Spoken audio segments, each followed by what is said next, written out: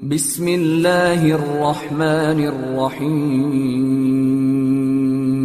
صلوا علی الحبیب صلی اللہ تعالی علی محمد۔ حضرت ذوالقرنین نے پہلا جو سفر کیا، حضرت ذوالقرنین نے پرانی کتابوں میں یہ پڑھا تھا کہ حضرت سام بن نوح علیہ السلام کی اولاد میں سے ایک شخص ایسا ہوگا جو آب حیات کے چشمے سے پانی پی لے گا۔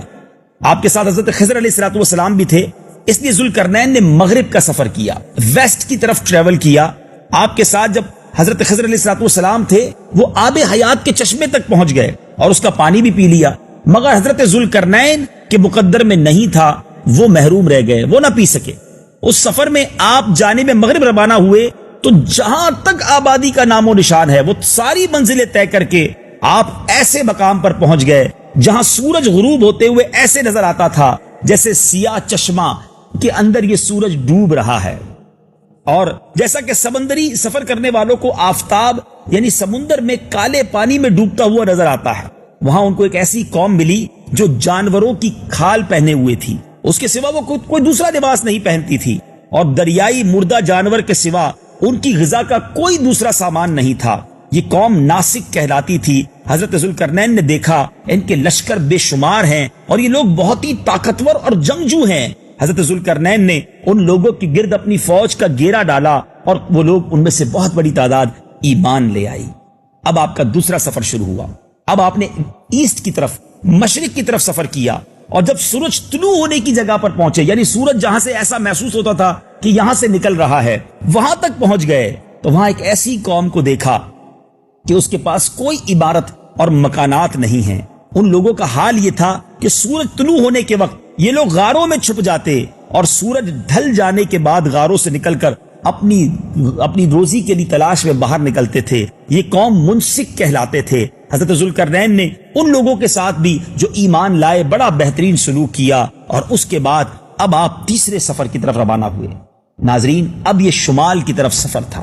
حضرت ذوالقرنین نے اب یوں سمجھیے نارتھ کی طرف ٹریول کیا، یہاں تک کہ سدین، دو پہاڑوں کے درمیان آپ وہاں پہنچے۔ وہاں کی آبادی کی عجیب و غریب زبان تھی، ان لوگوں کے ساتھ اشاروں سے بمشکل بات چیت کی جا سکتی تھی۔ ان لوگوں نے حضرت ذوالقرنین سے یاجوج ماجوج کے مظالم کی شکایت کی اور آپ کی مدد کے طالب ہوئے۔ آپ نیک بندے تھے، لوگوں کو تکلیف میں دیکھا اور پتا چلا کہ ایک بڑی ظالم قوم ہے جس کا نام یاجوج ماجوج ہے۔ ان غریبوں نے آپ سے مدد کی درخواست کی۔ یاد رہے ناظرین، اللہ والوں کے دل نرم ہوتے ہیں، وہ دوسروں کی خیر خواہی کا جذبہ رکھتے ہیں۔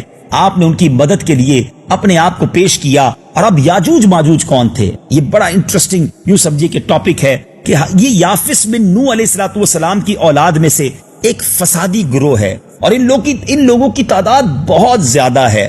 یہ لوگ بلا کے جنگجو ہیں، خون خار اور بالکل ہی وحشی اور جنگلی جانوروں کی طرح ہیں، جو بالکل جانوروں کی طرح رہتے ہیں۔ موسم ربیع میں یہ لوگ اپنے غاروں سے نکل کر تمام کھیتیاں اور سبزیاں کھا جاتے تھے اور خشک چیزوں کو لاد کر لے جاتے تھے۔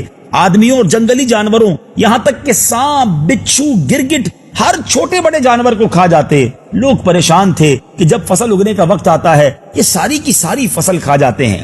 اب حضرت ذوالقرنین کو لوگوں نے جب فریاد کی کہ آپ ہمیں بچائیے، ان کی تکلیفوں سے، ان کی ایذا رسانیوں سے بچائیے، تو حضرت ذوالقرنین کو انہوں نے مال بھی پیش کرنے کی کوشش کی۔ آپ ہماری ہیلپ کریں، ہم آپ کو کچھ مال بھی پیش کریں گے۔ تو حضرت ذوالقرنین نے کیا فرمایا؟ آپ نے فرمایا مجھے تمہارے مال کی ضرورت نہیں ہے، اللہ تعالیٰ نے مجھے سب کچھ دے دیا ہے، بس تم اب میری جسمانی طاقت کے ذریعے مدد کرو۔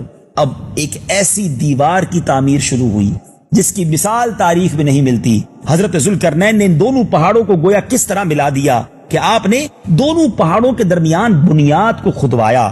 جب پانی نکل آیا، یعنی اتنا ڈیپ ڈگ کیا، اتنا گہرائی تک کھودا کہ پانی نکل آیا، تو اب آپ نے اس پر پگھلے ہوئے تانبے کے گارے سے پتھر جمائے، لوہے کے تختے نیچے رکھے اور چن کر ان کے درمیان لکڑی کی ایک یوں سمجھیے کہ لکڑی کی شٹرنگ جس طرح ہماری ہوتی ہے وہ کی گئی، اور کوئلہ بھروا دیا گیا۔ اب اس میں آگ لگا دی گئی۔ ناظرین ذرا سوچئے، لوہا ہو، پگھلا ہوا تانبا ہو، کوئلہ ہو، تو اب یہ دیوار کانکریٹ کی طرح بن گئی، اور یہ دیوار کوئی چھوٹی موٹی دیوار نہ تھی، پہاڑ تک اونچی کر دی گئی، اور دونوں پہاڑوں کے درمیان کوئی جگہ نہ چھوڑی گئی پھر پگھلایا ہوا تانبا جو ہے وہ دیوار میں پلا دیا گیا، اور یہ سب مل کر یہ بڑی مستحکم اور مضبوط دیوار بنا دی گئی. یعنی یاجوج ماجوج اور اس قوم کے درمیان ایک ایسی دیوار کھڑی کر دی گئی تاکہ وہ لوگ یہاں نہ آ سکیں اور اس قوم کو سپورٹ مل جائے، اس کی تکلیفوں سے وہ محفوظ ہو جائیں. ناظرین، یہاں تک تو بات سمجھ آ گئی. میرے آقا مدینے والے مصطفیٰ فرماتے ہیں کہ یاجوج ماجوج روزانہ اس دیوار کو توڑتے ہیں، اور دن بھر جب محنت کرتے ہیں اور توڑنے کے قریب ہو جاتے ہیں تو ان میں سے کوئی کہتا ہے کہ اب چلو باقی کل توڑ ڈالیں گے. دوسرے دن جب وہ لوگ آتے ہیں تو اللہ کے حکم سے وہ دیوار پہلے سے زیادہ مستحکم اور پوری دوبارہ بن جاتی ہے. وہ پھر توڑنا شروع کر دیتے ہیں، اور پھر کہتے ہیں جب بالکل آخر میں قریب ہو جاتی ہے ٹوٹنے کے تو کوئی کہتا ہے چلو اب کل توڑیں گے. اب دوسرا دن پھر آتا ہے، اللہ کے حکم سے وہ دیوار جو ہے مزید مستحکم اور مضبوط کھڑی ہو جاتی ہے. یہ سلسلہ اب بھی جاری ہے. جی ہاں ناظرین، حدیث پاک کے مضمون کے مطابق یہ سلسلہ اب بھی جاری ہے، مگر جب قیامت قریب آئے گی تو یاجوج ماجوج میں سے کوئی شخص کہے گا کہ انشاءاللہ کل اس دیوار کو توڑ ڈالیں گے. یعنی روزانہ وہ دیوار توڑتے ہیں، کل کا ارادہ بھی کرتے ہیں، مگر لفظ انشاءاللہ نہیں کہتے.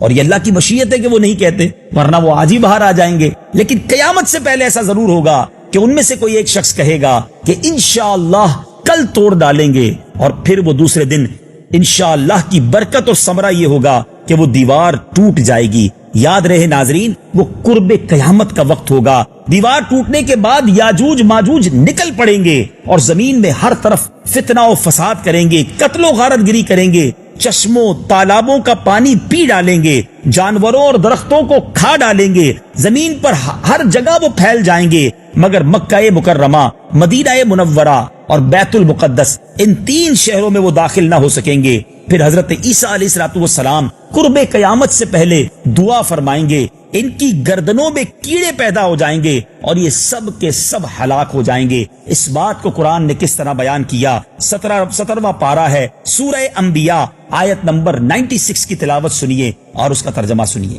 حتى إذا فتحت يأجوج ومأجوج وهم من كل حدب ينسلون. یہاں تک کہ جب کھولے جائیں گے یاجوج و ماجوج اور وہ ہر بلندی سے ڈھلکتے ہوں گے. ناظرین، آپ سوچ رہے ہوں گے کہ یہ کیسی قوم ہے، یہ دنیا میں پھیل جائے گی. صدر الشریعہ بدر الطریقہ مفتی امجد علی اعظمی اس کے بارے میں لکھتے ہیں کہ بعد قتل دجال، جب دجال کا قتل ہو جائے گا تو حضرت عیسیٰ علیہ السلام کو حکم الہی ہوگا کہ مسلمانوں کو کوہ طور پر لے جاؤ، اس لیے کہ کچھ ایسے لوگ ظاہر کیے جائیں گے جن سے لڑنے کی کسی کو طاقت نہیں ہوگی. مسلمانوں کے کوہ طور پر جانے کے بعد یاجوج ماجوج کا خروج ہوگا. یہ اس قدر کثیر ہوں گے کہ ان کی پہلی جماعت، ذرا غور سے سنیے گا، ان کا پہلا جو گروپ ہوگا وہ بحرائے تبریہ، جس کا طول، جس کی لمبائی 10 میل ہوگی، ایک سی ہوگا جس سے وہ گزرے گا، اور جب اس کا پانی پی کر اس طرح سکھا دے گا کہ جب دوسرا گروپ وہاں سے گزرے گا تو وہ کہے گا یہاں تو کبھی پانی ہی نہیں تھا. یعنی اتنی تعداد میں وہ لوگ ہوں گے. اس کے بارے میں، ان کے بارے میں آتا ہے پھر دنیا میں فساد، قتل و غارت سے جب یہ فرصت پائیں گے تو کہیں گے چلو زمین والوں کو تو قتل کر دیا، اب آسمان والوں کو قتل کریں. یہ کہہ کر وہ اپنے تیر آسمان کی طرف پھینکیں گے. اور اللہ کی شان دیکھیں، آسمان سے جب تیر واپس آئیں گے، روایتوں کا مضمون ہے کہ وہ تیر خون آلود ہوں گے. یعنی وہ یہ سمجھیں گے کہ معاذ اللہ ہم نے آسمان والوں کو بھی قتل کر دیا ہے. یہ انہی حرکتوں میں مشغول ہوں گے. اور وہاں پہاڑ پر حضرت عیسیٰ علیہ السلام اپنے ساتھیوں کے ساتھ محصور ہو گئے ہوں گے، یہاں تک کہ ان کے نزدیک ایک گائے کے سر کی وقعت وہ ہوگی. حدیث کے الفاظ ہیں جو تمہارے نزدیک 100 اشرفیوں کی نہیں ہے. یعنی کھانے پینے کو کچھ نہیں ہوگا، نیچے اتر نہیں پائیں گے اور نیچے وہ تباہی مچا رہے ہوں گے. اس وقت حضرت عیسیٰ علیہ السلام اپنے ہمراہیوں کے ہمراہ اللہ کی بارگاہ میں دعا کریں گے. اللہ تعالیٰ ان یاجوج ماجوج کی گردنوں میں ایک مخصوص کیڑا پیدا فرما دے گا، ایک دم وہ سب کے سب مر جائیں گے.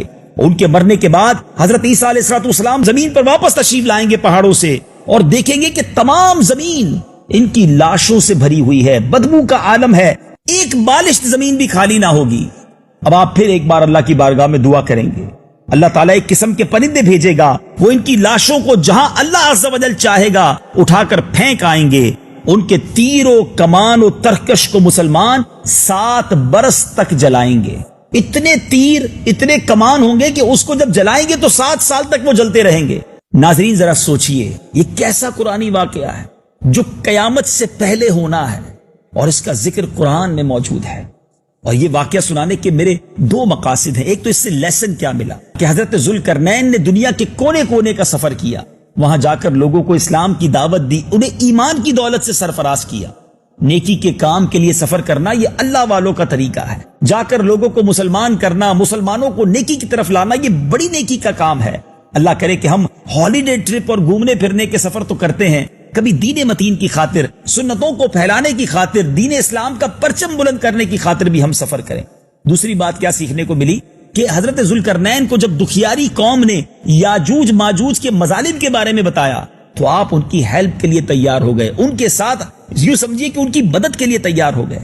کاش اس واقعے سے یہ بھی ہم سبق لیں کہ اگر ہمیں بھی کوئی مدد کے لیے پکارے, ہم سے بھی کوئی یہ توقع رکھتا ہے کہ ہم اس کی ہیلپ کر سکتے ہیں, ہمیں اس کی مدد کرنی چاہیے. حدیث پاک کا مضمون ہے کہ مسلمان جب مسلمان کی مدد کرتا ہے, ایک بھائی دوسرے بھائی کی مدد کرتا ہے, اور جب تک مدد کرتا ہے اللہ اس کی مدد کرتا ہے. جو کسی کی ہیلپ کرتا ہے ناظرین اس کی رب ہیلپ فرماتا ہے, اللہ اس کی مشکلیں آسان کر دیتا ہے. زندگی ایسی گزاریے کہ ہماری وجہ سے لوگوں کی مشکلیں آسان